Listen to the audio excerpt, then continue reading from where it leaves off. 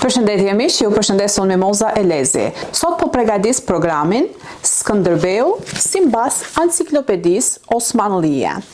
Në serinë e Enciklopedisë Osmanlije që përbëhet nga 8 vëllime dhe është përgatitur nga historiani shumë i njohur i Turqisë Ismail Hakkë Uzunçarshi, do të flasim se si e përshkruan ai Shqipërinë duke filluar që nga shekulli i 11 dhe deri në pushtimin e perandorisë osmanlije. Çfarë do të shikojmë në këto dy vëllime? Do të shikojmë Shqipëria dhe Osmanlia, Skënderbeu dhe kryengritjet e tij kundër osmanlive. Do të shikojmë Shqipëria para pushtimit osman. Do të shikojmë principatat e para shqiptare. Do të shikojmë luftën në mes të princerëve shqiptar dhe si e kthejnë turqit këtë në favor për të pushtuar Shqipërinë më lehtë. Do të shikojmë principatën shqiptare, e cila për të mos humbur vendin ku zotëronte, kërkoi ndihmë nga turqit për të luftuar një principat tjetër shqiptare. Do të shikojmë mbledhjen e princerëve arbëror. Do të shikojmë luftën e princerëve arbëror her mbas here që ato nuk e pranonin pushtimin osman. Do të shikojmë sulmin e parë të osmanlive ndaj Shqipërisë. Do të shikojmë sulmin e Sultan Muratit kundra Shqipërisë. Do të shikojmë betejën e përgjakur të Myziqesë. Do të shikojmë marrëveshjen e ngushtë që kishte Osmanlia me venecianët. Do të shikojmë sulmet e Fatih Sultan Mehmetit kundra Shqipërisë. Pra do të shikojmë betejat e osmanlive kundra Shqipërisë që nga sulmi i parë i tyre dhe deri në vdekjen e Skënderbeut, dhe do të shikojmë pastaj gjendjen e princave shqiptar mbas vdekjes së Skënderbeut. Tani, le të hapim vëllimin e parë dhe të shikojmë se si përshkruhet Shqipëria që nga shekulli i 11 dhe deri në pushtimin osman. Këtë do ta shfaq me ju duke treguar shkrimin origjinal të përmbledhur në enciklopedi, por këto do ta përkthej në shqip dhe do ta transmetoj në shqip. Osmanllar dhe arnavutlar, shqiptarët dhe osmanllit, principatat shqiptare, se si luftonin principatat shqiptare në mes njëra tjetrës, çfarë shkruan për Shqipërinë dhe për figurën e Skënderbeut. Por këto dua të theksoj diçka. Nuk duhet të presim nga enciklopedia osmanlije që të flasim me betejat e shumta që Skënderbeu ka bërë për Osmanlinë dhe për fuqinë që Osmanlia ka fituar duke u bazuar nga luftat e Skënderbeut. Por do të shikojmë se si e përshkruan ai dhe çfarë flet për të dhe për pushtimin turk. Do të shikojmë betejat që ka bërë Turqia, pra sulmin që ka bërë Turqia ndaj Shqipërisë. Pikërisht dua ta bëj këtë program për një pjesë të madhe të njerëzve, pra të shqiptarëve, shqipfolës, nuk mund të them shqiptar, po i them shqipfolës, sepse shqipja mund të flitet nga shumë veta, por jo të gjithë janë shqiptar, të cilat thonë që Osmanlia nuk ka bërë luftë me Shqipërinë, nuk ka sulmuar Shqipërinë, nuk ka vrarë Shqipërinë dhe nuk ka derdhur gjak në Shqipëri. Dhe sot në enciklopedinë osmanlije do të shikojmë betejat e përgjakura që janë bërë në atë kohë. Enciklopedia Osmanlije është përgatitur duke u bazuar nga arkivat osmanlije, pra nga dokumentet, nga dorëshkrimet e kohës të asaj kohe. Patjetër që nuk kemi gjithçka, sepse nuk do shfaq ato që na interesojnë ne, por do të shikojmë gjendjen e Shqipërisë. Historiani i cili ka përgatitur Enciklopedinë Osmanlije që përbëhet nga 8 vëllime, është një nga kolosët e historisë turke. Ai quhet themeluesi i historisë së Turqisë, pra për sa i përket shkrimeve dhe përmbledhjeve. Uzunçarshi në Turqi njihet si Reisi Myvehrin, që do të thotë shefi i historianëve. Nëse do ta studiojmë me hollësi Enciklopedinë Osmanlije, do të shikojmë që perandoria osmanlije nuk do të kishte mundësi të zotëronte 550 vite nëse nuk do të ishin shqiptarët, se siç e dim në perandorinë osmanlije, ato që kanë udhëhedhur që kanë qenë të shumë sadrazemët shqiptar dhe pashallarët shqiptar. Pra, kalaja merret nga brenda, se po mos të ishin sadrazemët dhe pashallarët shqiptar, të cilët ishin të etur për kolltukun e tyre, për të sunduar dhe për të jetuar atë jetën maramendëse, perandoria osmanlije nuk do të mund të zaptonte Shqipërinë, sepse nuk e njihte gjuhën, nuk e njihte vendin, nuk e njihte territorin, nuk e njihte doket, nuk e njihte zakonet, nuk e njihte shqiptarët dhe nuk dinte se si do të vepronin shqiptarët. Por gjithmonë kalaja merret nga brenda. Gjithmonë e theksoj që ai krimbi i vogël i padukshëm është shumë më i fortë se sa një rrap i madh madhështor, sepse krimbi e han rapin nga brenda dhe një ditë vjen që rapi rrëzohet dhe humbon ekuilibrin e tij. Edhe Shqipëria fatkeqësisht këtë fatkeqësi ka jetuar gjithmonë. Tani, le të hapim vëllimin e parë dhe të shikojmë se si përshkruhet Shqipëria që nga shekulli i 11 dhe deri në pushtimin osman.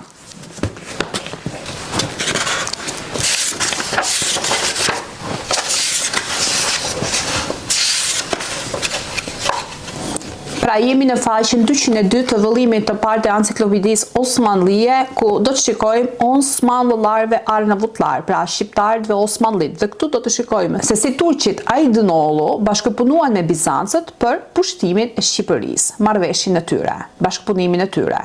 Këtë do ta shfaq me ju duke treguar shkrimin origjinal të përmbledhur në enciklopedi, por këto do ta përkthej në shqip dhe do ta transmetoj në shqip. Osmanlılar ve Arnavutlar, shqiptarët dhe Osmanlit. Shqipëria në shekullin e 14, por pa ardhur tek Shqipëria në shekullin e 14, do të fillojmë me Shqipërinë në shekullin e 11. Shqipëria në shekullin e 11 ishte një ure kryesore lidhëse ndërmjet Europës feodale dhe Bizancit. Shqipëria, e cila qeverisej në stil feodal pas bizantinëve, kaloi në lidhje me perandorinë latine të Konstantinopojës, dhe latinët vendosen në dispozicion në Epir, domethënë në Shqipërinë jugore. Epiri dhe Bregdeti i Vlorës me vonë i kaluan mbretërisë së Napolit dhe shkaku ishte lidhja martësore. Por mbreti i Sicilisë, Charles Danu, i cili e fitoi këtë mbretëri, vendosin ndikimin e tij në Shqipëri në vitin 1272, duke marrë titullin mbreti i Shqipërisë dhe duke krijuar një numër principatash të vogla nën kontrollin e tij. Kjo situatë shkaktoi një luftë të gjatë midis bizantinëve dhe anglo-hebrejve. Principata Aydınolullare e turqëve i dërgoi përforcime perandorisë bizantine Andronikut III, i cili po hynte në rajon për të vendosur sundimin e tij në Shqipëri.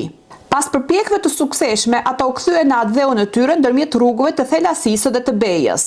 Midis viteve 1340 dhe 1346, një pjesë e Shqipërisë veriore ra në duart të serbëve dhe më vonë, veçanërisht pas rënies së sundimit serb, në pjesën e mbetur u formuan principatat e Durrësit, Vlorës dhe Beratit.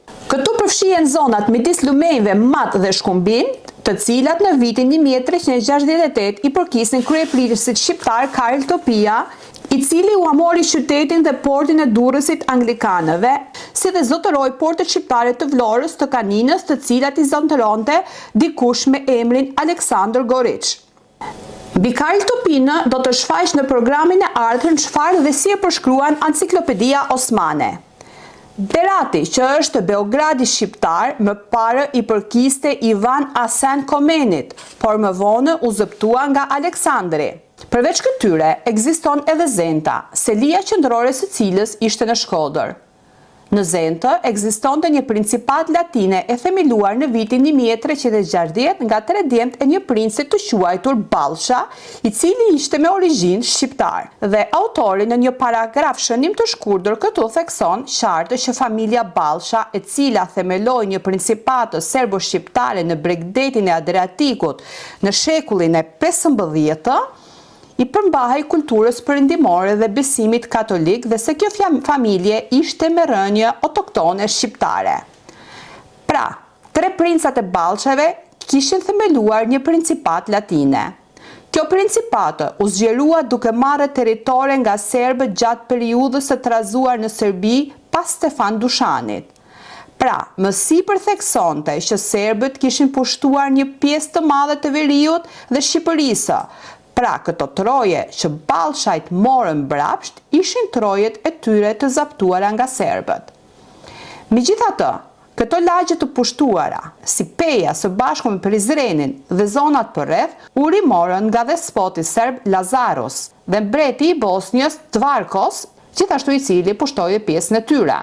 Ky është përshkrimi i shkurtër mbi Shqipërinë për kohën pro-osmanlije. Tani në vijim do të shikojmë shkrimet që fillon në gjysmën e faqes 203 të vëllimit të parë të enciklopedisë deri në faqen 205, dhe këtu do të shikojmë sulmet e perandorisë osmanlije kundra Shqipërisë. Lëvizja e osmanlive drejt Shqipërisë fillon në vitin 1383. Princi i Vlorës, Valona, i shtrënguar dhe zënë ngushtë nga sulmet e pushtuesve turq, u detyrua të fuste vendin e tij në mbrojtjen e mbretërisë veneciane. Ky ishte sulmi i parë i pushtuesve turq.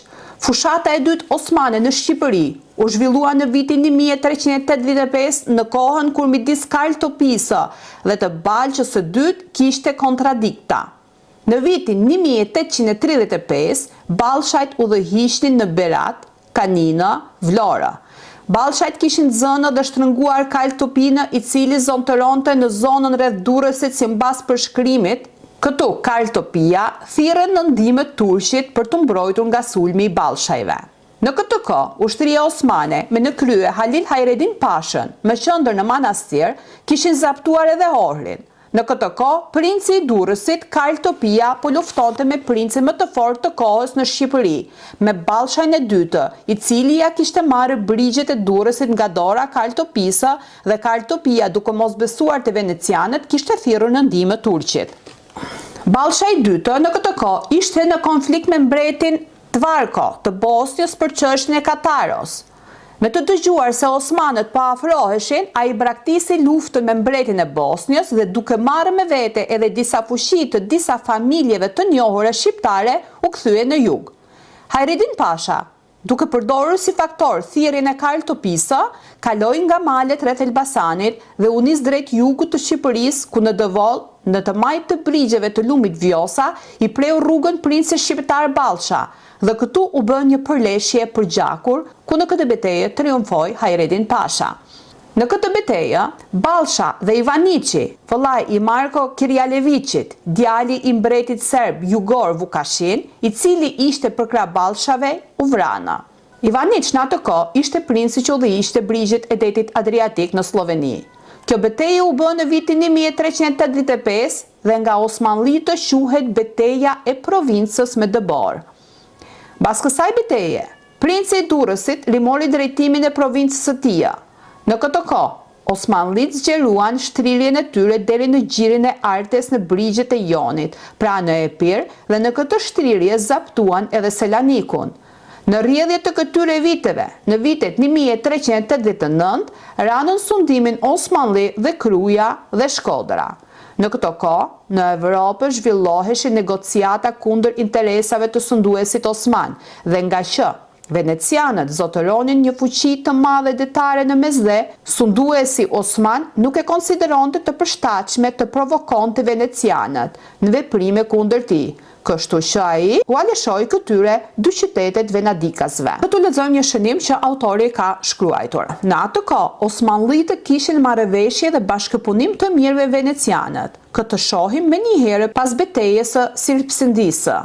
Beteja e Sirpsindisë u zhvillua në vitin 1364 pranë Edirnesë, në brigjet e lumit Meriç. Beteja e zhvilluar në zonën përreth fshatit të sotëm Sarajkapënar në Edirne rezultoi në disfatën e ushtrisë kryqëtare nga osmanët në brigjet e lumit Meriç. Kjo fitore rriti sigurinë e Edirnesë dhe përshpejtoi përparimin osman në Ballkan. Kur mbreti hungarez Lajos nisi një sulm ndaj territoreve që zotëroheshin nga venecianët në Dallmaçi, në brigjet e detit Adriatik pra në Kroaci dhe Kotor të Malit të Zi, osmanët i dërguan në mbështetje venecianëve 5.000 ushtarë harkëtar, pra shigjetar. Këtu, në vazhdim nga faqja 205 deri në faqen 207, autori shkrua një përmbledhje mbi disa principata shqiptare. Në programin e kaluar të Enciklopedisë Osmane të përmbledhur nga historiani i quar turk Ismail Hakkı Uzunçarshılı, pamë se si përshkruhej Shqipëria nga shekulli i 11 deri në shekullin e 14. Pamë se si funksiononin principatat shqiptare, pra principatat arbërore, por autori i shkruan me shqiptimin e sotëm, pra principatat shqiptare të asaj kohe, pamë sulmimet e para të perandërisë osmane në Shqipëri dhe pamë punimin e ngushtë që kishte perandëria osmane me venecianët dhe gjithashtu se si në ndihmë të venecianëve në brigjet e detit Adriatik, perandëria osmane dërgoi 5.000 forca ushtarake, pra shigjetar. Përpara se të shfaq përkthimin që kam bërë sot në programin e dytë, dua të theksoj se nuk është e lehtë të bëhet përkthimi i një enciklopedie, aq më tepër kur flitet për enciklopedinë osmane, e cila në paragrafet e saj dhe në shkrimet e saj përmban shumë fjalë të vjetra të gjuhës së vjetër turke. Pra, në përkthimin e enciklopedisë, në rrjedhimin e gjuhës shqipe, patjetër që do të shikoni pak mangësi. Kjo nuk është mangësi se nuk e shpreh gjuhën shqipe, por mangësia është sepse gjuha shqipe është shumë e ndryshme nga gjuha turke. Dhe kur e shfaq shkrimin në njërën anë të programit, dua që të përpuqet me përkthimin, se përndryshe është e pamundur që të kuptohet pra ku gjenden këto fjalë, sepse duhet të marr një fjalë nga fundi që ta kthej tek fillimi i paragrafit edhe që të rrjedh një gjuhë e pastër shqipe.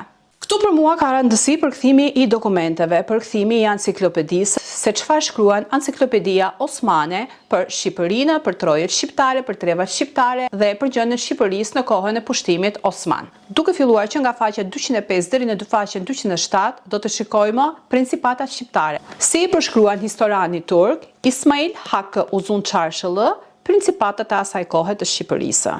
Mbas vdekjes së Ballshajt të dytë, fuqia e kësaj principate ishte thyer.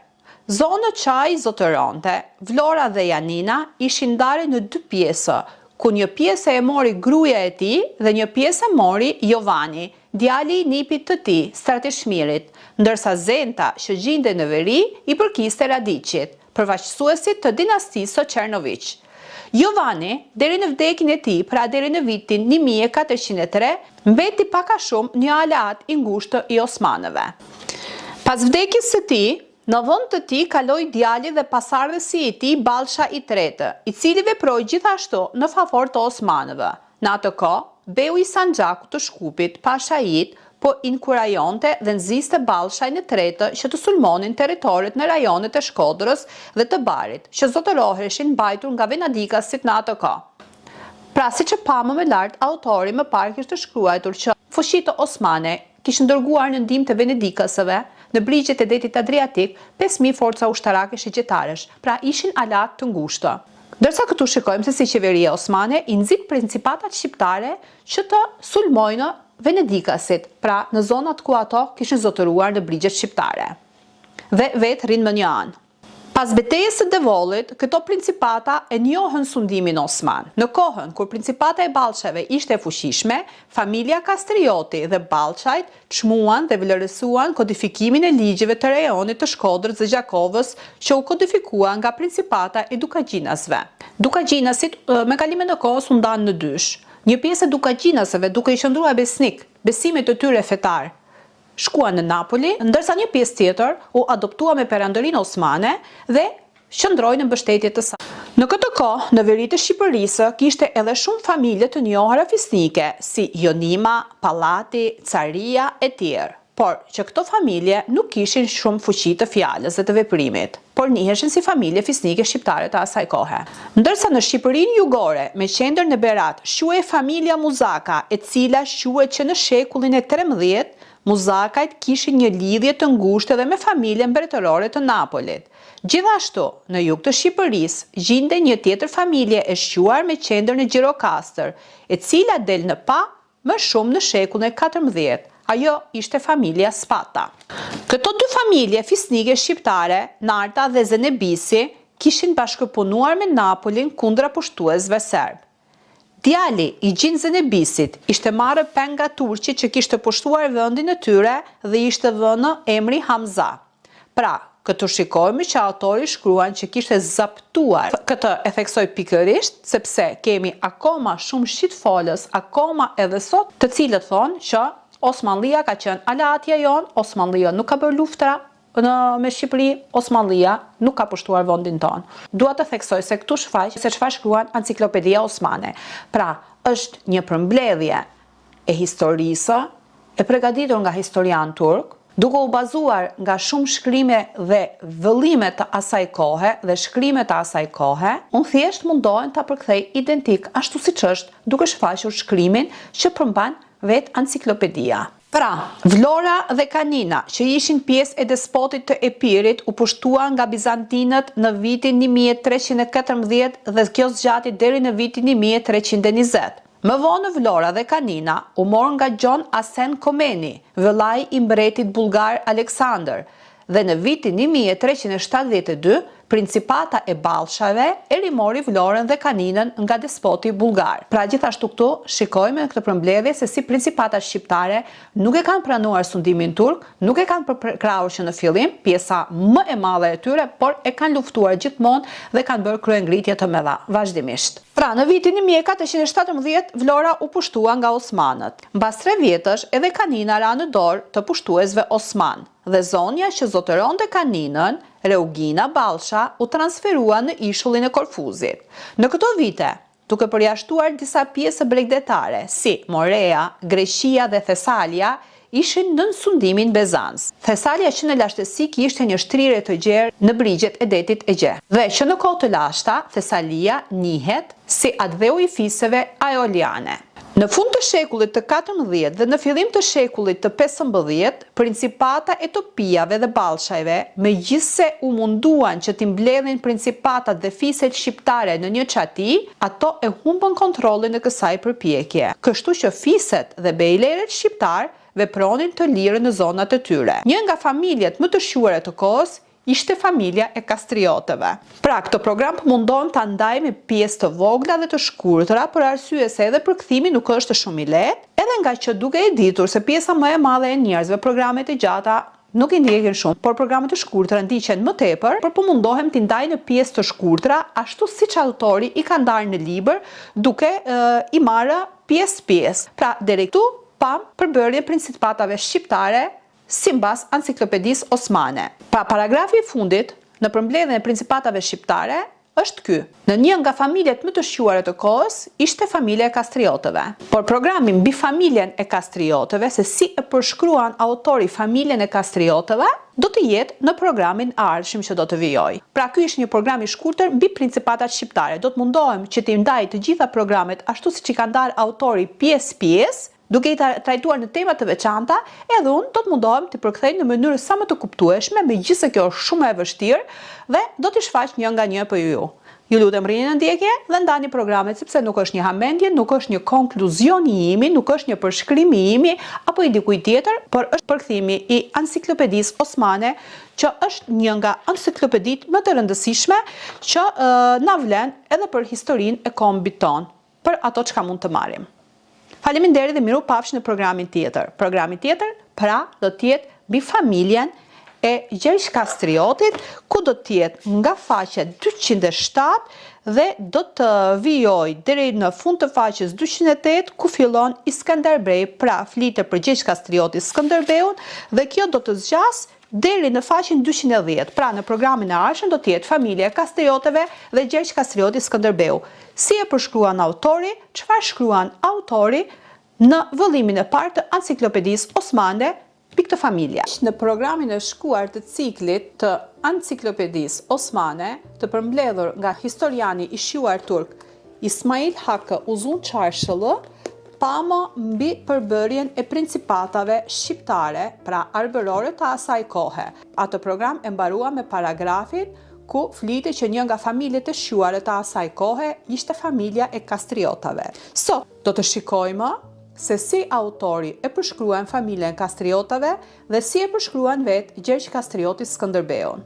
Pra, përkthimi do të mundohem që ta bëj identik dhe siç e kam theksuar edhe në programin tjetër, patjetër që këtu do të shikojmë një parregullësi të gjuhës shqipe për arsye se nuk është e lehtë që të përkthehet enciklopedia, mund ta përkthej me një rrjedhje të pastër të gjuhës shqipe, por kur të shfaq fletën e shkrimit nga enciklopedia në të majtë të programit dhe të bëj përkthimin, ajo nuk do të puthet. Prandaj, që të ketë një përputhje origjinale dhe ato të cilët e njohin gjuhën turke do ta lexojnë këtë paragraf dhe do të shikojnë shpjegimin tim, do ta kuptojnë që përkthimi është identik. Përndryshe, nëse do ta bëjmë një rrjedhje të pastër të gjuhës shqipe, ajo nuk do të përpuqet sepse është shumë ndryshe rrjedhoja e fjalëve dhe e paragrafeve nga të gjuhës shqipe me gjuhën turke.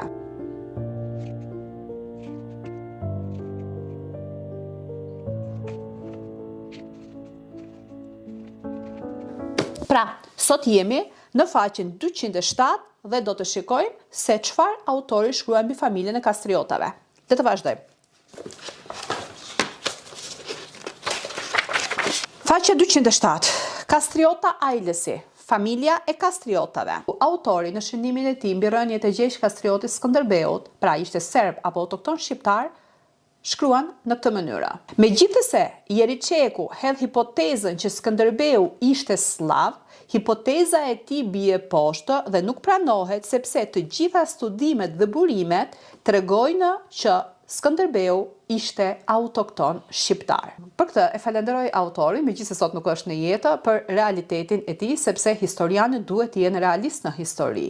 Kur flasim për historinë, historia konkluziohet në dy lloj pjesësh. Një pjesë nga ana e popullit, i cili nuk studion, nuk lexon, nuk ka një thellësim në histori, Nga ana tjetër, nga përshkrimi i historianëve. Ka historian të vërtet dhe ka historian politikan të cilët edhe historinë e manipulojnë për interesat e tyre personale. Por, populli flet me një gjuhë tjetër, historianët flasin me një gjuhë tjetër. Ajo që na intereson është theksimi dhe gjuha e historianëve. Shkrimi i autorit në këtë pjesë të Enciklopedisë Osmane mbi familjen e kastriotëve vazhdon në këtë mënyrë. Kastriotët, si fillim, njiheshin si Mazreku. Më vonë filluan të thirren kastriota, që të dy emrat e tyre vinë nga fshatrat që ato i përkasin. Kastriotët zotëronin një pjesë të vendit që gjindej në mes të Lezhës dhe të Shkodrës. Në kohën e Ballshave, Ballshajt së bashku me principatën e Dukagjinasve i privuan kastriotën nga tokat e tyre, dhe me vdekjen e Ballshajve, në vitin 1385, kastriotët i rimorën pronat e tyre në zotërim dhe e zgjeruan hapësinë e tyre deri në Mirditë dhe në anën tjetër në Verilindje deri në Shkodër. Ashtu si shihet me shënimet e kohës, Kruja në atë kohë nuk i përkiste atyre, por topijave. Kruja edhe para vitit 1410 dhe në vitin 1415 kishte kaluar në sundimin Osman. Gjon Kastrioti mori pjesë në betejën e parë të Kosovës në vitin 1389. Luftoi kundër Osmanlive dhe Gjoni kishte rekomanduar që në terr të natës të sulmonin një bastisje kundra ushtrisë osmane. Që nga vitin 1390 deri në vitin 1394, familja e kastriotëve kishte luftuar kundra sundimit turk. Gjon Kastrioti, gjatë udhëheqjes së tij, i kishte shtrirë territoret në Tiranë, Mat, Dibrën e Epërme, Dibrën e Poshtme, në Mirditë dhe deri në kufijtë me Serbina. Këtu dua të hap një paragraf. Pra në programet e shkuara që kanë bërë duke u bazuar tek Enciklopedia Osmane, aty kemi parë se si autori shkruan që pjesa veriore e trojeve shqiptare ishin zaptuar nga serbët. Dhe principatat shqiptare me luftën e tyre ato toka arritën që t'i marrin mbrapsht. Pra kur ai thekson që familja e kastriotëve, Gjon Kastrioti, në udhëheqjen e tij i kishte shtrirë territorit e tij deri në kufi me Serbina, pra duke u bazuar edhe tek shkrimi i mëparshëm, pra kalimarët tokat shqiptare që kanë qenë zaptuar nga serbët, por jo tokat serbe, se ato toka nuk i përkiqin Serbisë. Dhe në shënimet e para, autori duke thënë që serbët i kanë pushtuar këto toka, besoj që e ka bërë një sqarim të qartë për trojët shqiptare. Pra, Gjon Kastrioti që sundonte deri në kufi me Serbinë, në atë kohë Kruja thot nuk ishte në sundimin e tij. Në atë kohë Kruja udhëhiqej nga topijajt. Evrenos Bey në vitin 1410 kishte mposhtur Ballshajin e tretë, kështu që Kruja ra në sundimin e turqëve Osman. Por një nga trashëgimtarët e topijajve, Niketa Topija, ja mori Krujën turqëve. Por përsëri në vitin 1415, turqit Osmanli e rimorën Krujën. Kruja më vonë u rimor nga Skënderbeu. Simbas Ashik Pashazades, Kruja i ishte premtuar më parë Skënderbeut që do t'i lihej në udhëheqjen e tij, por do t'i lihej me një kusht ku autori shkruan këtu: dirlik vermek. Simbas shënimeve që shkruan autori, pra sultani ja kishte premtuar Krujën Skënderbeut, dhe këtë e shohim edhe qartë në letra që Skënderbeu i dërgon Sultan Muratit, dhe ato letra janë nxjerrë nga arkivat e Vatikanit dhe të Napolit nga Mark Palnikaj, ku unë ato i kam shfaqur duke u bazuar tek libri. Ja, pikërisht është ky libri këtu.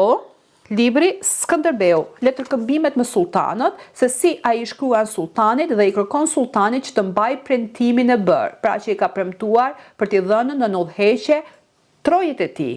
Por sultani nuk e mban këtë fjalë.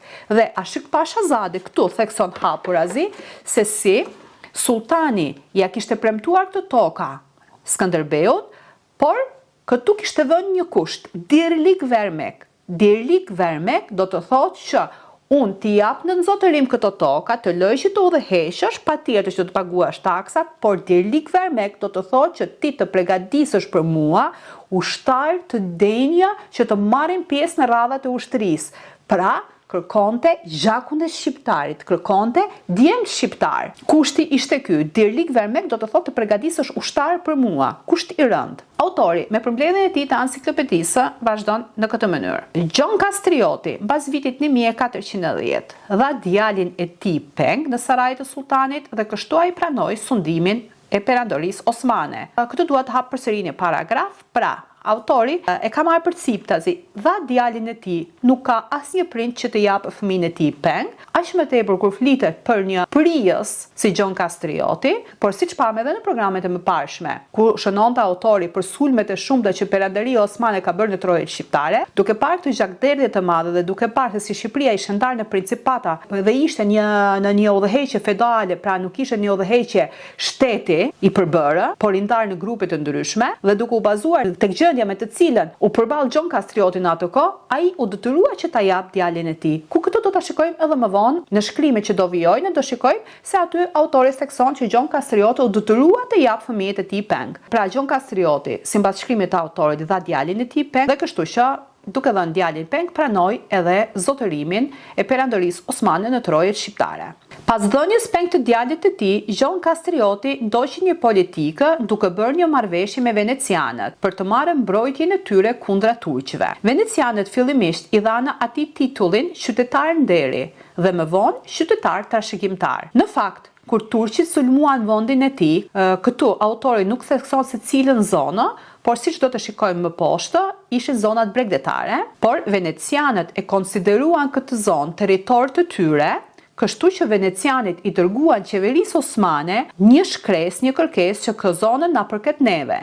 Kështu që tokat e Gjonit u çliruan nga pushtimi turk. Pra këtu përsëri ne shikojmë se çfarë marrëdhëniesh të ngushta kishte Perandaria Osmane me venecianët dhe as venecianët nuk donin të kishin përballë një armik të rrezikshëm si Perandaria Osmane, por edhe Perandaria Osmane nuk donte që të merrte përballë venecianët, kështu që në mes të tyre kishte ngelur si top futbolli Shqipëria, të cilët venecianët për interesat e tyre luanin nga një anë dhe Perandaria Osmane luante nga ana tjetër. Dhe këtu shikojmë që venecianët me kërkesën e tyre, duke thënë që këto toka që pikërisht është Gjon Kastrioti na përkasin ne dhe turqit tërhiqen nga këto toka. Por në vitin 1423, Sultan Muradi II, pasi ishte fuqizuar goxha mirë, ai i risulmoi brigjet e detit Adriatik. Pra, shikojmë që ato tokat të cilat u tërhoq Perandaria Osmane janë brigjet e detit Adriatik. Bas këtij sulmi, që siç thekson autori Hyxhym Edildi, pra një sulm i përgjakshëm dhe shkatërues, hyxhym etmek do thotë që të shkatërosh. Gjon Kastrioti u detyrua të japë peng 4 fëmijët e tij, kështu që duke dhënë peng fëmijët, detyrohet të prandojë sundimin osman dhe deri në vdekjen e tij ai nuk u cunua nga osmanët. Pra, paguajti taksat, solli në vend detyrimet dhe kushtet që Perandaria Osmane i kishte vënë dhe turqit nuk bën një sulm tjetër sepse e kishin nën kontroll. Por autori thekson këtu që vefatën mütekaib me mleketi doruja i hal e dildi. Çfarë do të thotë? Pra, direkt mbas vdekjes së tij, vefatën mütekaib, direkt mbas vdekjes së tij, me mleketi i hlak e dildi. Pra, aneksim do të thotë një vend ose një rajon përfshihet me forcë dhe në mënyrë të njëanshme në territorin e një shteti tjetër, pra duke e vënë atë nën sovranitetin e tij. Ky veprim në përgjithësi konsiderohet i paligjshëm sipas ligjit ndërkombëtar dhe nënkupton shkatërimin e administratës lokale të rajonit të pushtuar dhe vendosjen e ligjeve të shtetit pushtues. Pra, kështu u shkatëruan dhe u coptuan trojet shqiptare, siç shikojmë edhe nga shënimi i vet historianit turk Ismail Hakkı Uzun Çarşılı, që përfshin në Enciklopedin Osmane. Dhe në fund të kësaj faqe ku përshkruhet për familjen e Kastriotëve, kemi një shënim të autorit mbi fëmijët e Gjon Kastriotit. Dhe autori shkruan kështu: Gjoni kishte 4 djem, Raposhi, Stanisha, Konstantini dhe Gjergji, i cili mori emrin Iskender në Sarajt në Edirne. Pra djali më i vogël ishte Iskenderi, pra Skënderbeu, thekson autori.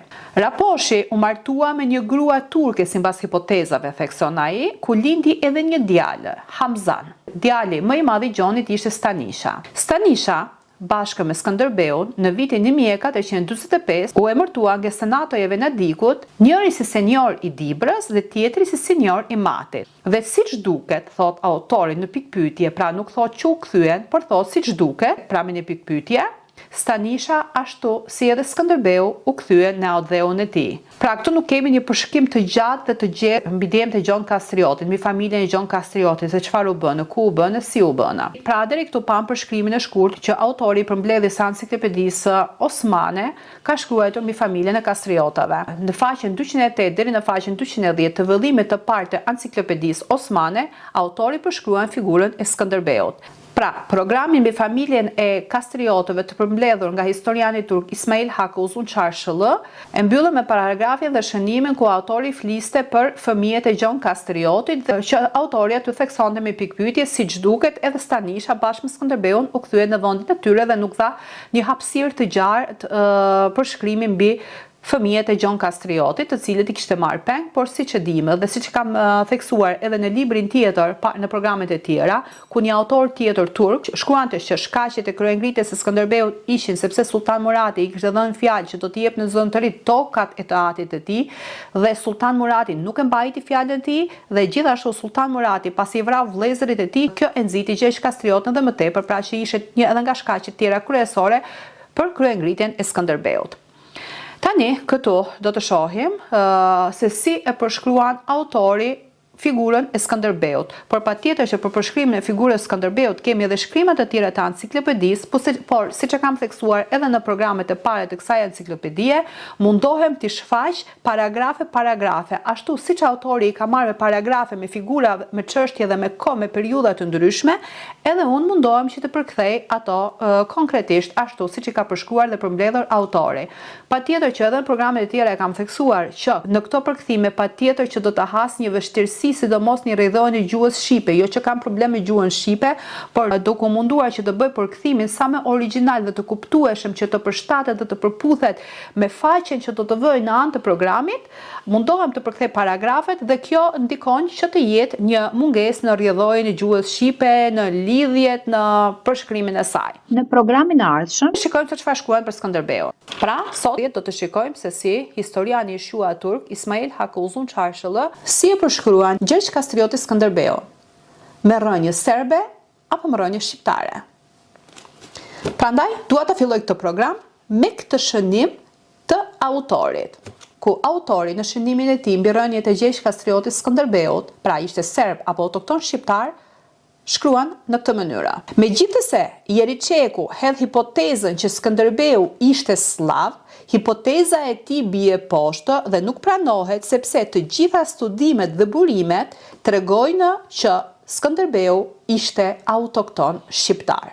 Çfarë shkruan për Gjergj Kastrioti Skënderbeun? Si e përshkruan ai historinë e Skënderbeut dhe vetë Skënderbeun? Por patjetër që këtu nuk do t'i kemi ato të dhëna shumë të gjëra, sidomos për luftrat e Skënderbeut në udhëheqje të ushtrive osmane, por do të kemi një përmbledhje ashtu siç e ka shfaqur ai, por patjetër që në rrjedhoj të vëllimeve të Enciklopedisë Osmane do kemi përshkrim të principatave shqiptare, të familjeve shqiptare, edhe mbi Gjergj Kastriotin do t'i shikojmë një nga një. Tani, fillojmë. Jemi në faqen 208 dhe jemi Skënderbeu. Pra, i Skënderbeu. Si e përshkruan autori? Një nga fëmijët e Gjon Kastriotit, që ka një aventurë të gjatë në historinë e perandorisë osmane, ai më i vogli, i quajtur Gjergj, i cili u emërtua në sarajin e Edirnesë me emrin Iskënder, pra Skënderbeu, është një personalitet që ja vlen të shkruajmë për të, thekson shkrimtari. Skënderbeu, i lindur në vitin 1403 ose 1404, ishte rreth të 18-ave apo 19-ave kur u mor peng dhe u sjell në sarajin e sultanit dhe ju vë emri Skënderbe. Pra këtu autori thekson qartazi dhe hapurazi që kur u mor peng, pra nuk e dha jati me dëshirën e tij, por kur u mor peng. Ai ishte një djalë i ri, shumë i talentuar. Tek ky djalë i ri, tek Skënderbeu, vihej në pas shkaftësia dhe talenti e tij, kështu që ai u përgatit si luftëtar nga qeveria osmane. Ai u njoh për guximin dhe trimërinë e tij në betejat dhe sulmet që perandëria osmane bëri në Anadol dhe në Rumeli. Patjetër që këtu do të kemi shumë shqiptarë të cilët do të thonë, ja, shikoni, Skënderbeu ka luftuar në Rumeli, ka luftuar në tokat shqiptare, ka vrarë shqiptar. Perandëria osmane ishte fuqi plote në trojet arbërore dhe në trojt ballkanike. Skënderbeu ishte një djalë i marrë peng dhe ishte në urdhën dhe në vëzhgimin e perandorisë osmane, duke qenë në brendësi të saj. Patjetër që Skënderbeu duhet të vepronte me përpikmëri dhe me kujdes shumë të madh, sepse perandoria osmane është ajo perandori. Ku do ta shfaqet në programet e tjera, ku do të shikoni se si pashallarët turk, vetëm që të ruajnë koltukën e tyre, në një natë pashaj ka vrarë 19 vëllezërit e tij të mitur. Pra, janë pashallarët gjakatar, të cilët për të ruajtur frontin e tyre, ato vrasin dhe masakrojnë familjarët e tyre, vëllezërit e tyre, dhe nëse Skënderbeu do dilë në pa se çfarë qëllimi kishte ose që kishte lidhje me vendin e tij, kush do ta falte Skënderbeun? Patjetër që ai ishte i detyruar që të luftonte, të tregonte trimërinë e tij, guximin e tij, të fitonte besimin e perandorisë osmane, që të rritej me grad dhe me status dhe të realizonte programin e tij që ai kishte në zemër dhe në shpirt dhe që kurrë nuk e harroi. Ta shikojmë më poshtë si shkruan autori. Pra, ai u njoh për guximin dhe trimërinë e tij në betejat dhe sulmet që perandoria osmane bëri në Anadol dhe në Rumeli. Ai hyri në shërbim të perandorisë osmane në një moshë që ishte në një periudhë arsyetimi dhe aktiviteti intelektual. Meqenëse se ishte princ dhe vinte nga familja fisnike, ai në maskën e autoritetit e ruajti lidhjen dhe ndjenjat e tij për atë dheun dhe punoi në interes të vendit të tij në maskën e autoritetit. Babai i tij vdiq në vitin 1443. Kruja, qyteti i tij, u pushtua me një urdhër që u dha Hasan Beut, guvernatorit të provincës. Këtu shkrimtarët shkruan ky ai dhe jo Skënderbeu apo princi shqiptar. Në këtë kohë Skënderbeu ishte rritur me grada deri në guvernator Sanxhaku, pra guvernator province.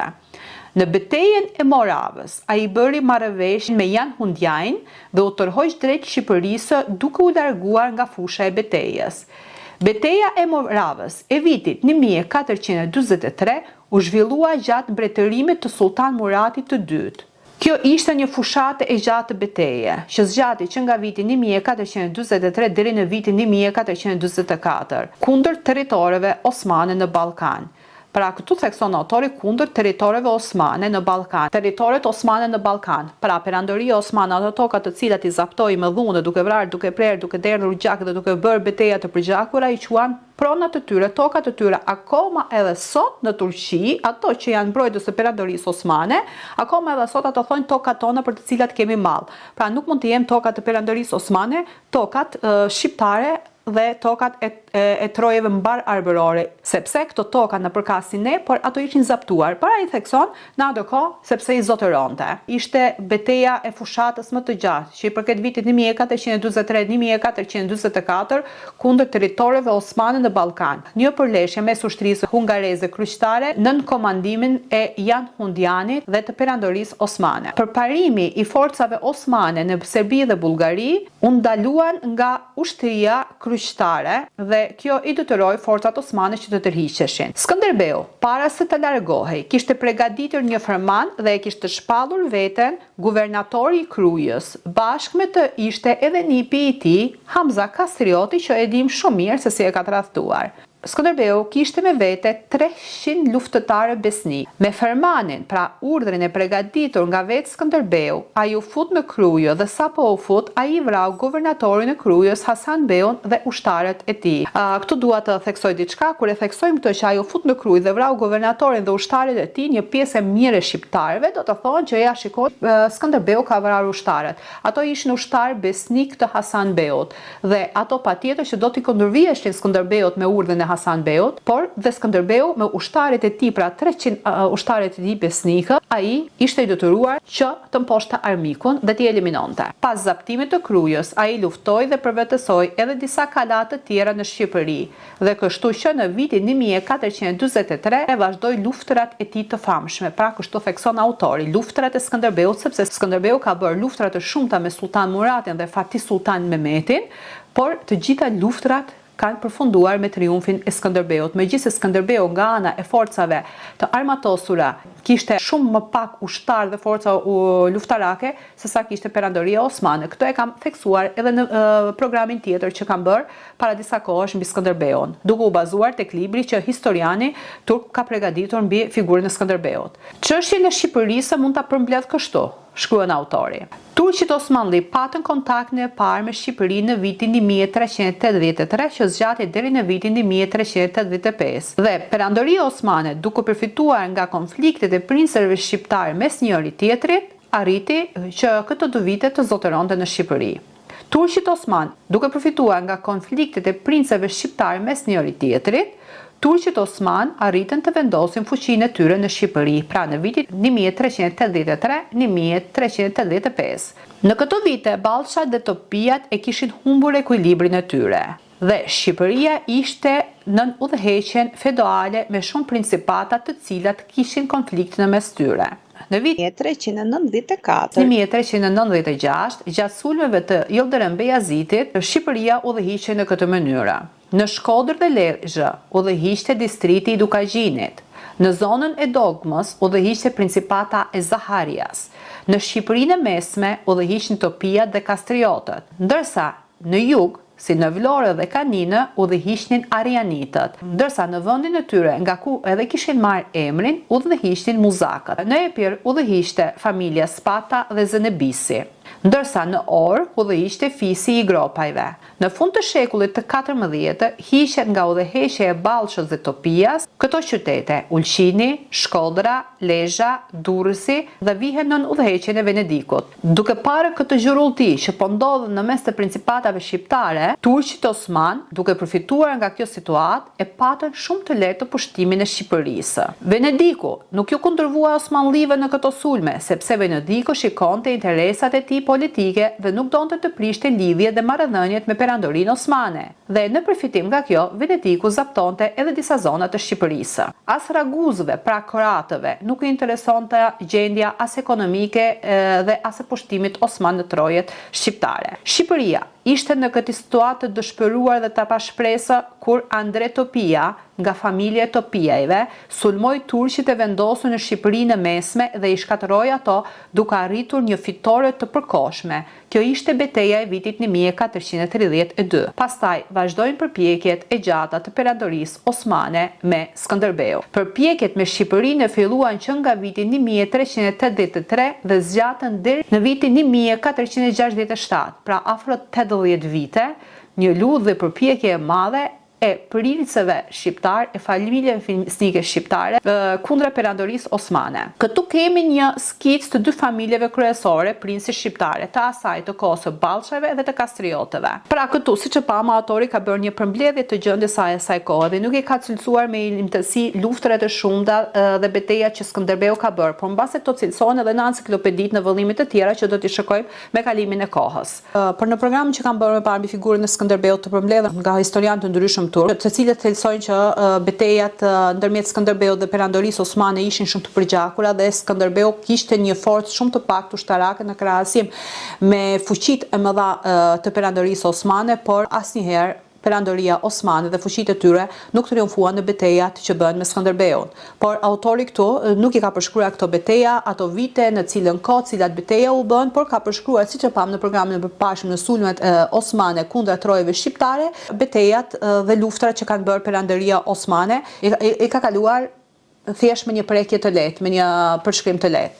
Por patjetër që përshkrimi i autorit mbi figurën e Skënderbeut dhe lufta e Skënderbeut dhe gjendja e Shqipërisë nuk mbaron këtu, sepse akoma jemi në vëllimin e parë të enciklopedisë osmane dhe patjetër që kemi edhe në vëllimin e dytë dhe në vëllimet e tjera ku në enciklopedinë osmane në përgjithësi përshkruan të gjithë luftrat, hyrja në Ballkan, hyrjet në trojët shqiptare, lufta me Serbinë, pushtimi Selanikut, etj deri në të gjitha luftrat që ka bërë perandoria osmane që janë përmbledhur në mënyrë të rregullt, por përsëri këtu në faqen 443 të vëllimet të parë, përsëri kemi një përshkrimin që bën autori Arnavutluk dhe Iskënderbej, pra Skënderbeu dhe Shqipëria. Ku edhe këtë përshkrim do ta shikojmë në programin që do të vijojë në programin e ardhshëm. Ku në këtë shkrim, pra në faqen 443 të vëllimet të parë të enciklopedisë, ku kemi shkrimin Arnavutlluk dhe Iskanderbej, Shqipëria dhe Skënderbeu, do të shikojmë Shqipërinë në gjysmën e parë të shekullit të 15 dhe do të shikojmë se cilat ishin ato vite që ndikuan më shumë për përhapjen e fesë islame në trojet shqiptare, ku deri në atë kohë nuk ishte përhapur feja islame. Pra, mirupafsh në programin tjetër ku do të shikojmë pra Shqipëria dhe Skënderbeu,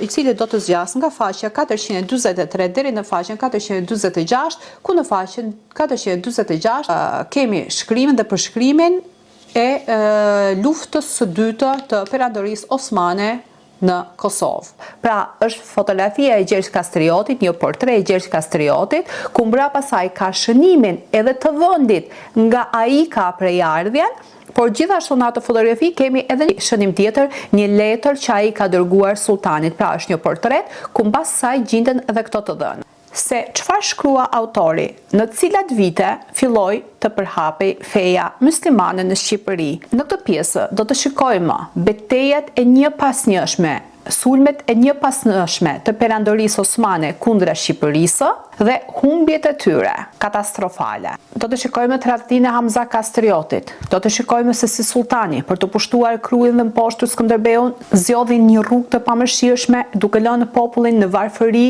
duke prerë edhe rrugët e ujit që njerëzit të vdisin nga etja dhe nga uria. Se vetëm në këtë mënyrë ai mendonte që mund ta mposhte popullin heroik dhe luftëtarët e Skënderbeut. Vazhdoi inqizimet sipas ciklit të Enciklopedisë Osmane të shkruar nga historiani i shquar turk Ismail Hakkı Uzun Çarşılı, që njihet edhe si shefi i historianëve të Turqisë. Deri tashmë pamë disa pjesë gjendjen e Shqipërisë që nga shekulli XI deri në pushtimin Osman, pamë pushtimin Osman dhe pamë përshkrimin e përgjithshëm që autori ka bërë mbi principatat shqiptare dhe gjendjen e Shqipërisë. Sot jemi në faqen 443 të vëllimit. Dhe këtu do të shikojmë se çfarë shkruan autori për gjendjen e Shqipërisë në fund të shekullit XIV dhe në gjysmën e parë të shekullit të 15. Këtu do të shikojmë se çfarë shkrua autori, në cilat vite filloi të përhapej feja muslimane në Shqipëri. Pra, ishin hapet e parë të përhapjes së fesë islame sipas autorit të Enciklopedisë Osmane.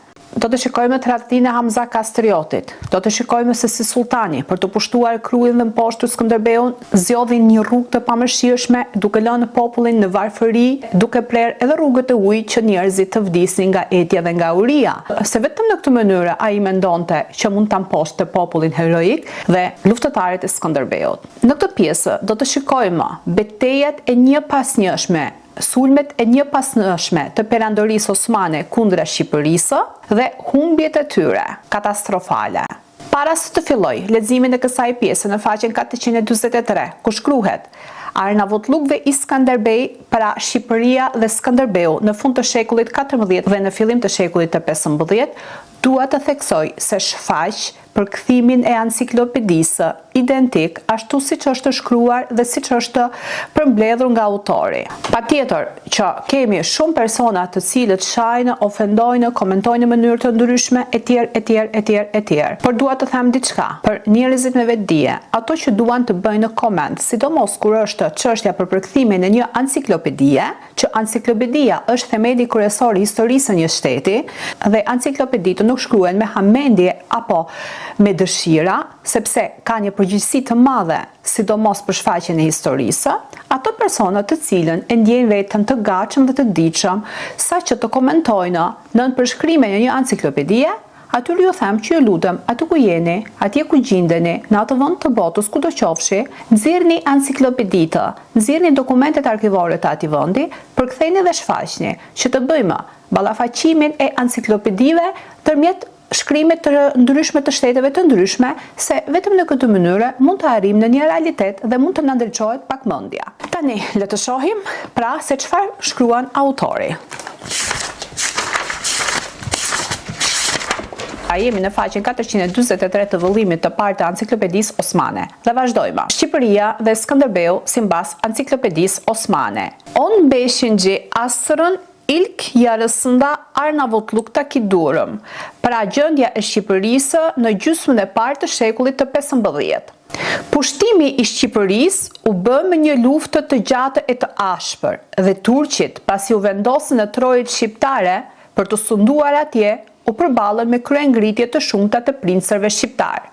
Andre Topia, beu i njohur shqiptar, në vitin 1432 bëri një kryengritje kundra fuqive turke dhe i shkatërroi ato. Këtu thekson autori për Andre Topia, aja klanarak Arnavutluk taki Türk kuvvetlerine hücum edip gelebe çalmıştır. Hücum etmek do të thotë ta shkatërosh, ta bësh cop-cop. Pra kjo ishte betejë e vitit 1432 që Andre Topia bëri kundra perandorisë osmane. Me triumfin e kësaj beteje, kryengritja u zgjerua edhe në zona të tjera, ku kjo bëri që në vitin 1433 Evrenezolu Alibeu dhe në vitin 1434 guvernatori i Sanxhakut të Shkupit Evrenezolu në drejtimin e Isabeut të dërgoi fuqi të tjera për të shtypur kryengritjen në Shqipëri, por edhe këto beteja i humbën forcat turke. Pas humbjes së këtyre 3 betejave të mëdha, qeverisja osmane dërgoi disa forca të tjera më të mëdha nën komandën e Turan Beut, ku në këto beteja triumfuan fuqitë osmane. Këto ishin betejat e vitit 1438, ku ky triumf zgjati deri në vitin 1443, ku fillon kryengritja e Skënderbeut. Këto vite ishin ato vite që ndikuan shumë për përhapjen e fesë islame ndërmjet shqiptarëve. Në programet e tjera që kam shfaqur më përpara, sidomos në Peja, në dokumentet osmane, Shtupi në dokumentet osmane e tjerë që i keni në ciklin tim, aty kemi parë qartës se si theksohet në ato dokumente osmane që deri në vitin 1530 vetëm 13% e popullsisë shqiptare ishte kthyer nga të krishterë në musliman, dhe mbas vitit 1530 feja muslimane u përhap me shpejtësi në trevat shqiptare. Pra shikojmë që në pas këtyre betejave, sidomos në vitin 1438 deri në vitin 1443, ishte ajo kohë ku filloi të përhapej feja muslimane në trevat shqiptare. Shohim se në këto vite fillon të përhapet feja islame. Siç theksova, në betejat e mësipër me shkruan autori, Gjon Kastrioti kishte dhënë fëmijët e tij peng në sarajt e sultanit, dhe kështu që ishte detyruar të pranonte sundimin turk. Dhe këtu, në mesin e faqes 444, shikojmë që vazhdon shkrimin autori me titulli Kastriota Ailesi dhe Iskënderbej, pra familja e Kastriotëve dhe Skënderbeu. Le të shikojmë se çfarë përshkruan. Gjatë fushatës osmane në Shqipëri, familja Kastriotëve, e cila u detyrua të njihte sovranitetin osman për herë të parë në vitin 1410 dhe më pas përfundimisht në vitet 1423-1424, pasi beu i Mirditës dhe Matit, pra Gjon Kastrioti, u detyrua të dërgonte bijtë e tij Kastriotë si pengje në oborrin osman. Këtu shikojmë theksimin e autorit beu i Mirditës dhe Matit. E theksoj këtë për arsye se diskutohet shumë tema se nga e ka prejardhjen Skënderbeu, janë nga Mati apo janë nga Dibra, janë nga Shkodra apo janë nga Mirdita, dhe këtu sidomos në këto shkrimet e autorit do të hasim edhe disa argumente të tjera, dhe sidomos ku në programin e ardhshëm do të kemi një shfaqje të gjerës, sidomos në një vendi ku theksohet që ishte prejardhja e tyre kryesore, dhe aty theksohet me imtësi dhe sidomos ai shkrim është edhe mbas fotografisë së Gjergj Kastriotit, e cila kjo fotografi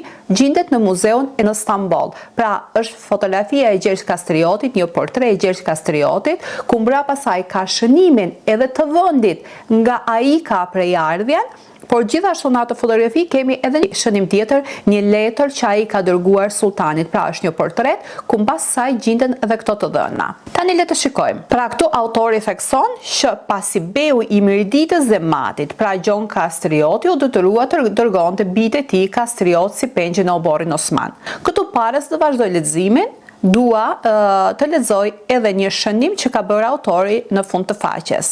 Këtu, në këtë faqe, në paragrafin e shënimit, kemi dy hipoteza. Njëra e Jeriçeu, që e di më hipotezën e tij që shkrua në burimet e historisë bullgare, dhe gjithashtu kemi edhe shënimin e Ashik Pashazades që e ka ndjekur nga afër historinë e Skënderbeut.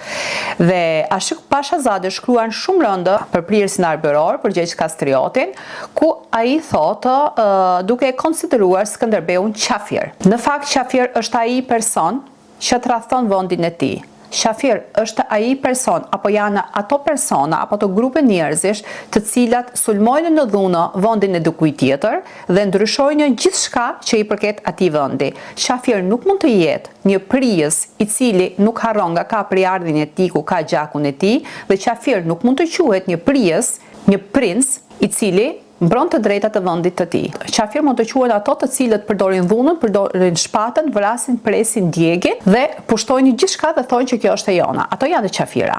Vazhdojmë leximin. Gjon Kastrioti u detyrua të japi fëmijët e tyre peng në sarajt e sultanit, ku më i vogli nga të djemtë e tij ishte Gjergj Kastrioti, ku ishte edhe i vetmi fëmijë i Gjon Kastriotit që ngeli gjallë, sepse djemtë e tjerë vdiqën, pra u vranë.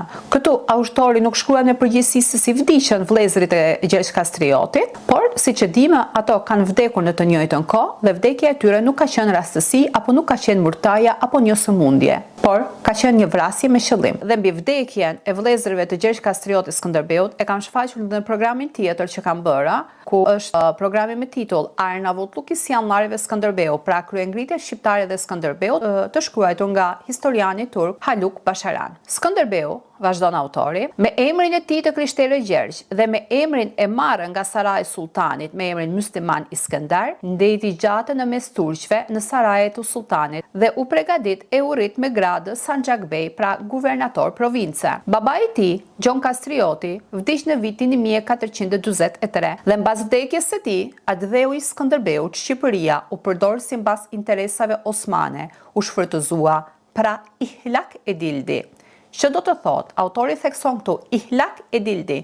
Ihlak edildi do të thotë përdorimi i forcës që kryhet nga pëlqimi i palës tjetër përmes një deklarate të një anshme të vullnetit, ku ndryshon me forcë statusin e rajonit që sundon. Skënderbeu, për të zotëruar vendin e tij, kishte si synim që të largohej nga osmanët dhe si fillim të zotëronte Mirditën. Pra, këtu shikojmë që synimi i Skënderbeut ishte të zotëronte Mirditën, ku siç do ta shikojmë në shënimet tjera që do të pasojnë në pjesët e tjera, autori aty shkruan se Skënderbeu para se të pushtonte Krujën, kishte ndëjtur një vend që vendi ishte kështu, kishte këtë male, kishte këtë lume dhe këtë vend dhe këtë popull e tjerë, dhe pasi bëri programin u nis drejt Krujës, pasi shkruajti Fermanën. Pra, le të vazhdojmë. Si fillim, ai mendonte të zotëronte Mirditën. Së fundi, erdhi çasti i përshtatshëm. Ishte koha e betejës së Moravës në Sanxhakun e Nishit, ndërmjet forcave osmane dhe Jan Hundiatit. Kur e them këtë Jan Hundiati, më shkon mendja tek fjalët shqiptare. Hundgjati. Ai dezertoi nga ushtria gjatë betejës së Moravës duke shkaktuar disfatë për fuqitë osmane.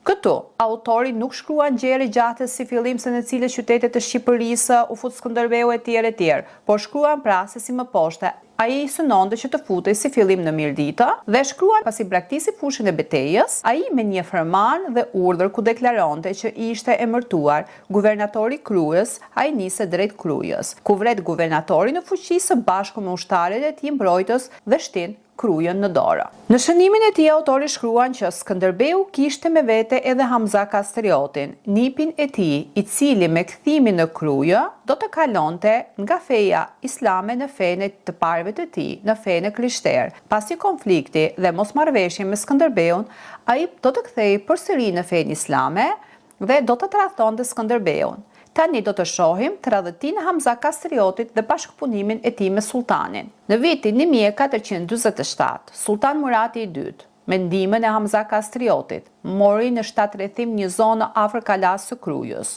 Muhasara etmek, thot autori. Pra, muhasara etmek do të thotë që të paralizosh nga gjithçka. t'ja bllokosh të gjitha rrugët dhe rrjedhjet e burimeve financiare, ekonomike, ushqyese, pra nga të gjitha burimet e jetesës. Gjatë një rrethimi konsiderohet një imperativ moral ku bëhet dallimi mes luftëtarëve dhe civilëve, krijimi i kushteve të vdekjes së qëllimshme të civilëve nga uria, ku mbahen të hapura rrugët e arratisjes, ku Sultan Murati në këtë mënyrë bëri ndërprerjen e furnizimit me ujë të popullsisë së Krujës që ishin në udhëheqjen e Skënderbeut dhe duke munduar që të lëj popullin pa ujë dhe pa ushqim, duke i lënë që të vdesin nga etja dhe nga uria, duke i lënë dhe rrugët e hapura, pra muasa e tme, ai pretendonte që të zotëronte Krujën dhe të mposhte Skënderbeun. Por Sultan Murati u përpoq që ta nëmposhte Krujën duke prerë rrugët e furnizimit, pra duke e lënë atë në uri dhe në etje, dhe në këtë kohë, thekson autori,